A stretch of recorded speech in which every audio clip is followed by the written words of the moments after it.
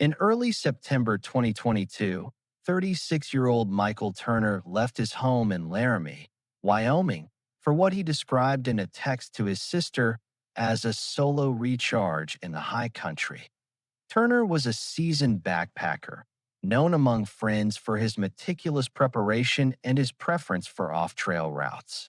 His destination was the northern section of the Wind River Range, an area of granite peaks, alpine lakes, and long stretches of unmarked wilderness. The plan, according to the itinerary he left with his sister, was to start at the Green River Lakes trailhead, move southeast toward Cube Rock Pass, and loop back through unmarked valleys over a span of 5 days. On September 7th at 2:14 p.m., Turner sent what would be his final message, a photograph of dark storm clouds building over the crest of the range. The image, geotagged automatically, showed him standing on a ridge line above timberline, the rocky outline of Mount Bonneville visible in the distance. "Looks like I'm racing the weather," the caption read. His sister responded minutes later, asking if he planned to descend, but the message went unanswered. By late afternoon, a front moved through the northern winds, bringing sleet, strong wind gusts, and plunging temperatures. That night, the lander search and rescue team would later record wind chill at exposed elevations dropped to the low 20s. The following morning, Turner's sister grew concerned after her follow-up texts and calls went unanswered. By the next day, with no check-in from his Garmin satellite messenger, she contacted the Sublette County Sheriff's Office to report him overdue. The Sheriff's Office initiated a standard possible overdue hiker protocol, verifying vehicle presence and last known communications. A deputy dispatched to Green River Lakes located Turner's silver Toyota Tacoma in the parking lot, its windshield dusted with pine needles and small hail remnants from the previous storm. The hood was cold, indicating it had been parked for more than 24 hours. The first day's search efforts were hampered by lingering low cloud cover and pockets of snow above 10,000 feet. Search teams from Sublette County, Fremont County, and the Wyoming Air National Guard began coordinated operations. Helicopter crews scanned the area from Green River Lakes toward Cube Rock Pass, while ground teams moved along both marked and unofficial routes Turner might have used. By the end of day one, no physical trace of Turner was found. Teams noted that much of the talus and meadow terrain above Treeline was now coated in fresh, thin snow, obscuring footprints. By day two, weather improved slightly, allowing for drone deployment with infrared sensors. These flights focused on the drainage basins east and south of Cube Rock Pass, searching for heat signatures or anomalies. The searches turned up no clear signs, no tent, no gear, no footprints distinct enough to track. On day three, search coordinators expanded the grid to include the unnamed valleys west of the pass. Volunteers familiar with the range noted that these basins could be reached if Turner had decided to avoid weather on the main ridge. Teams scouted rock shelters, crumholes patches, and avalanche chutes. Still, there was nothing, not a scrap of nylon, not a dropped glove, not even the faint smoke trace of a fire. By day five, with no evidence of Turner's position and worsening weather predicted, the official operation transitioned to limited, weather-dependent searches. Flyers with his description were posted at trailheads, ranger stations, and backcountry permit offices statewide. Turner's disappearance was reclassified from overdue to missing person, active investigation. For nearly 8 months, the file on Michael Turner remained static. Winter snow sealed off much of the upper range. Spring melt came late in 2023, and with it, the usual influx of climbers and backpackers into the high country. On June 22, 2023, two fisheries biologists conducting alpine lake surveys in a remote basin west of Mount Bonneville came across an object that did not belong in the landscape. A length of blue paracord looped around the trunk of a small white bark pine. Approaching, they saw that the cord led upward and across to a horizontal timber lashed between two trees. From this timber hung the skeletal remains of a man, secured by both paracord and weathered nylon straps. The remains were upright, suspended a few feet above the ground. The skull showed no obvious blunt trauma, but vertebrae and rib bones bore marks consistent with prolonged exposure and scavenging. Beneath the remains, in a depression in the grass, lay fragments of weather-torn clothing, sections of a down jacket, the shredded cuff of a synthetic base layer, and one hiking boot without its laces. Nearby, the biologists noted other items: a crushed and partially burned gas canister, a broken trekking pole, and a torn map case containing water-damaged fragments of a USGS quad sheet for the area. The location, later mapped by investigators, was over 7 miles from Turner's planned route, in a basin accessible only by a steep, non-obvious descent through boulder fields. The scene was immediately reported via satellite phone to the Fremont County Sheriff's Office, which dispatched deputies, search and rescue, and a forensic investigator by helicopter. The site was photographed extensively before any items were moved. Measurements and GPS coordinates were taken to within a 2-meter margin. Every piece of debris, down to cigarette butts found near a fire ring 30 yards away, was collected, labeled, and sealed. The medical examiner's preliminary on-site assessment concluded that Turner had been immobilized in the suspension position for an extended period before death. Indications pointed toward dehydration, hypothermia, and positional asphyxia as contributing factors, though final cause would await lab analysis. There were no signs that the suspension was the result of a fall or climbing accident. Knots and lashings suggested intentional restraint. Within 3 weeks, DNA analysis confirmed the remains as those of Michael Turner. His death was officially ruled a homicide. The investigation shifted immediately toward reconstructing his last movements and identifying potential suspects. Detectives began by cataloging all items recovered at the scene. Of particular interest was a section of nylon strap bearing a manufacturer's lot code. Forensic Trace identified the strap as part of a cargo tie-down set sold in limited regional hardware stores in Wyoming, Montana, and Idaho. Purchase records, both card and cash, were requested from all known distributors for the 18 months prior to September 2022. Simultaneously, Turner's digital footprint was re-examined. His last satellite ping had been recorded roughly 3.5 miles east of the recovery site.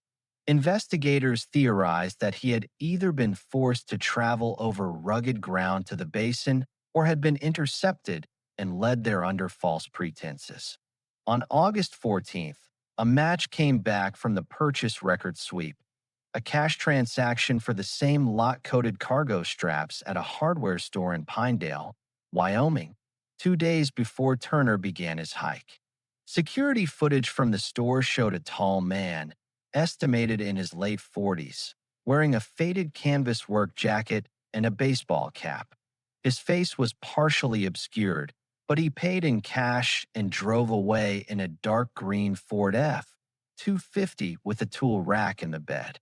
The truck's description triggered recognition among several search and rescue volunteers. One, who had participated in the initial September 2022 search for Turner, identified the man as Eric Dalton, a local handyman and sometime volunteer for SAR operations. Dalton had, according to records, been present for 2 days of the initial search grid, specifically in areas opposite from where Turner's remains were later found. When detectives attempted to locate Dalton at his rural property outside Pinedale, they found the house locked and the driveway overgrown with weeds.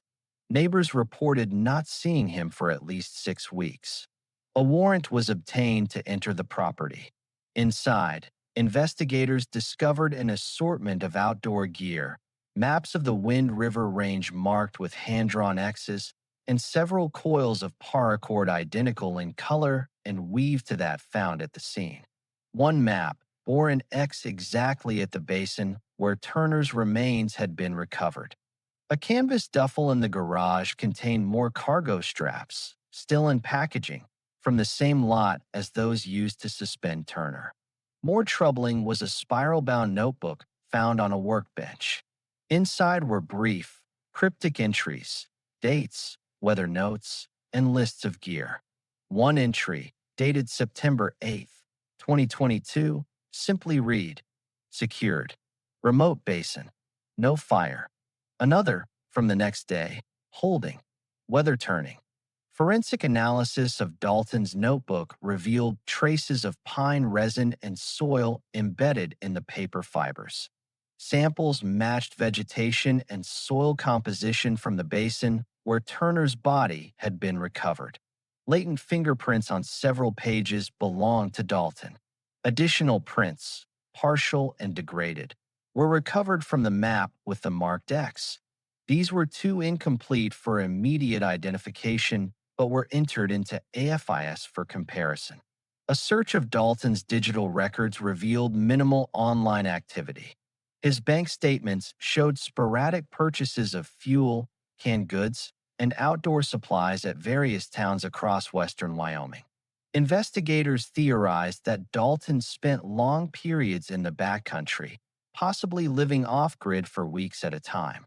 Interviews with former acquaintances painted a picture of a man distrustful of authority, physically capable in wilderness travel, and known to avoid questions about his personal history. The sheriff's office obtained Dalton's limited criminal record, a misdemeanor assault from 2009 in Montana and a trespassing citation in Idaho in 2015. More significant, however, was an old investigative note from Montana authorities regarding the disappearance of a solo hiker near the Crazy Mountains in 2010. That case, never solved, involved the discovery of abandoned gear deep in an unmarked drainage, but no body was ever found.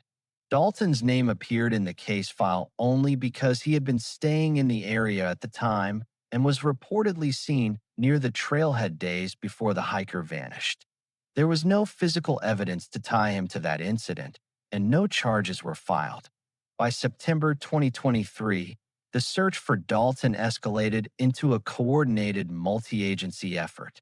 A warrant for his arrest on suspicion of homicide was issued.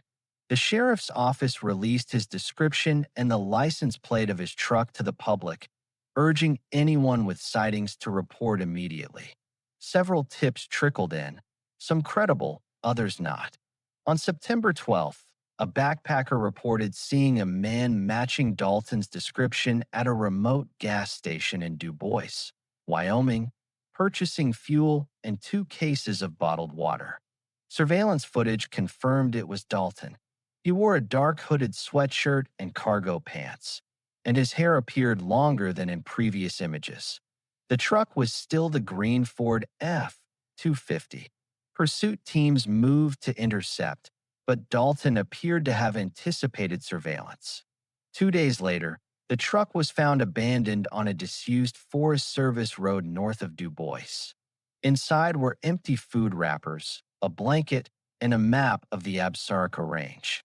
Tracks from the vehicle led to a narrow game trail heading into dense lodgepole pine forest. Search teams, aided by tracking dogs, followed the trail for several miles before losing the scent in a rocky canyon. Investigators believe Dalton was intentionally using terrain to evade pursuit. The possibility arose that he had cached supplies in multiple remote locations, allowing him to stay ahead of searchers. The manhunt continued into October, complicated by early snow at higher elevations. Hunting season brought more people into the backcountry, increasing both the chance of sighting Dalton and the risk of false leads. In late October, A hunter reported a faint column of smoke from a side valley above the South Fork of the Shoshone River. Aerial reconnaissance spotted a small, weathered cabin partially obscured by trees. On October 27th, a tactical team approached the cabin at dawn. No movement was detected. Inside, they found Dalton slumped against the wall near a cold wood stove.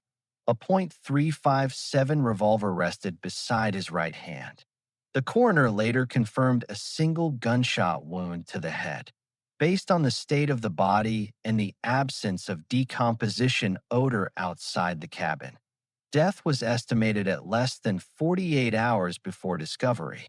The interior of the cabin was sparse: a cot, a small table, shelves with canned food, a water filter, and a pile of firewood stacked neatly in the corner.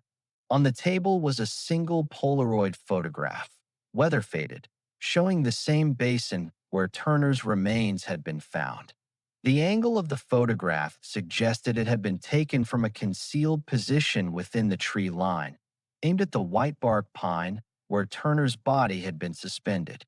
No written confession was found. There was no note, no explanation. The revolver had one spent casing in its cylinder, the remaining chambers loaded. The notebook from Dalton's house, along with the Polaroid, became the final pieces of physical evidence in the case.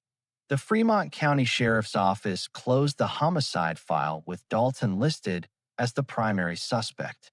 The official conclusion stated that evidence supports the determination that Eric Dalton was responsible for the unlawful death of Michael Turner, but acknowledged that the precise sequence of events and the motivation for the act remain undetermined.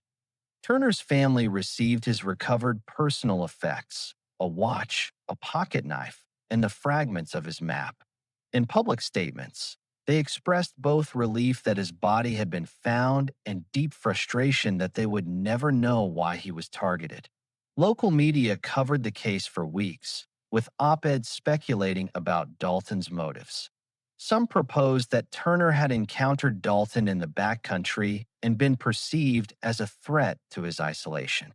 Others theorized a psychological compulsion, drawing parallels to the unsolved Crazy Mountains disappearance.